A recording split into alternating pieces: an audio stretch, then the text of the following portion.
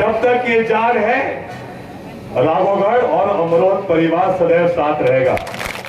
वाकई बिहारी जी की इच्छा थी कि हम सब परिवार को साथ रहना है आगे के लिए, भविष्य के लिए। बोलो राधे राधे।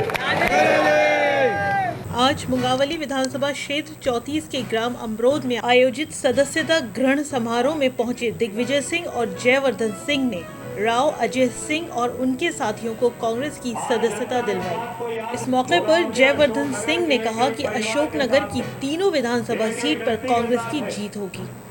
उन्होंने शिवपुरी, गुना, ग्वालियर की जनता से भी कांग्रेस प्रत्याशियों को विजयी बनाने की अपील की।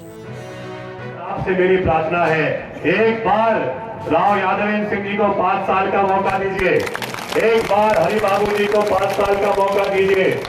हमारे चंदेरी के क्षेत्र वैसे ही हमारे भारी मदद जीत के आएंगे और मुझे पूरा विश्वास है कि जो आज मैं माहौल देख रहा हूं, तीनों सीटों पर अशोकनगर में कांग्रेस की जीत होगी। और एक बार कमलनाथ जी को 5 साल का मौका दीजिए।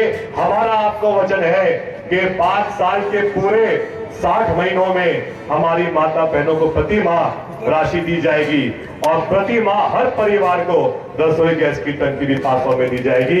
ये कांग्रेस का वचन आप सबको है। वहीं पूर्व मुख्यमंत्री और राज्यसभा सदस्य दिग्विजय सिंह ने सभा में भारी बहुमत से प्रदेश में कमलनाथ की सरकार बनाने की अपील की। मुझे उम्मीद है कि 17 नवंबर को होने वाले चुनाव में आप सब लोग मिलकर एकजुट होकर कांग्रेस को भारी बहुमत से जिताकर कमलनाथ जी की सरकार बनाएंगे। और कमलनाथ जी वो नेता हैं जो अपने सेवा काल के पहले दिन से जो वादे किए निभाना शुरू कर देते।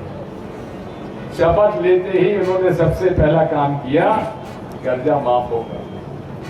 मैंने भी जब शपथ ली थी, सबसे पहला काम किया था कि 5 हॉर्स पावर की बिजली किसानों को मुफ्त में दी जाएगी और गरीबों के घर में सिंगल पॉइंट कनेक्शन मुफ्त में दिया जाएगा। और ये लोग जो है, चुनाव आता है तो ये योजना वो योजना, क्योंकि इनको मालूम है कि चुनाव जीत जाने के बाद फिर कौन पूछता है। इस मौके पर जयवर्धन सिंह ने कहा कि अशोकनगर, शिवपुरी, गुना, ग्वालियर जिलों में सहकारी बैंक व्यवस्था ठप पड़ गई है।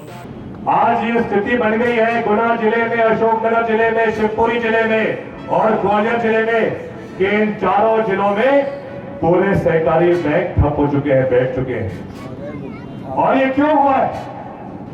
इसलिए हुआ है क्योंकि चंदेरी सहकारी बैंक में जो दलाल भाजपा के थे, उन्होंने वहां पर 120 करोड़ का गबन किया।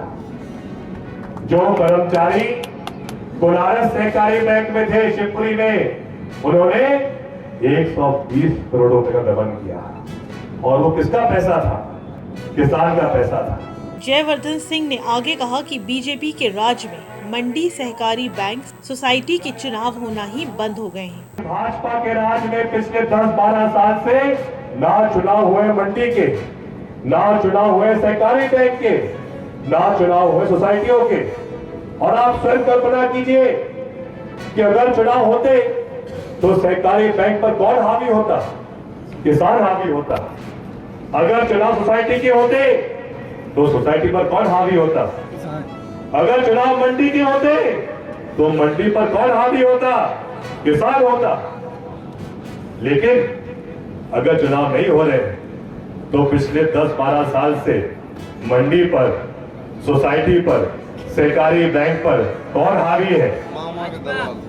भाजपा के दलाल हावी।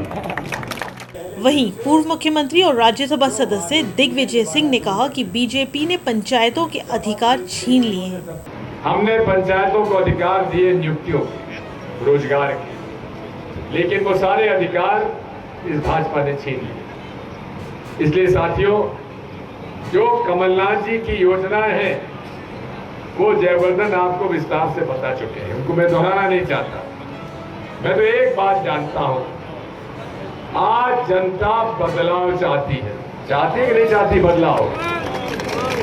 इसलिए चाहती है कि लोकतंत्र में बदलाव होना चाहिए। यदि बदलाव नहीं होगा, यदि शासकों के मन में ये बात नहीं हो जाए कि हमको तो कोई हटा ही नहीं सकता, अगर ऐसी बात हो गई लोकतंत्र नहीं बचेगा। समाचार पॉजिटिव। भारत माता की जय।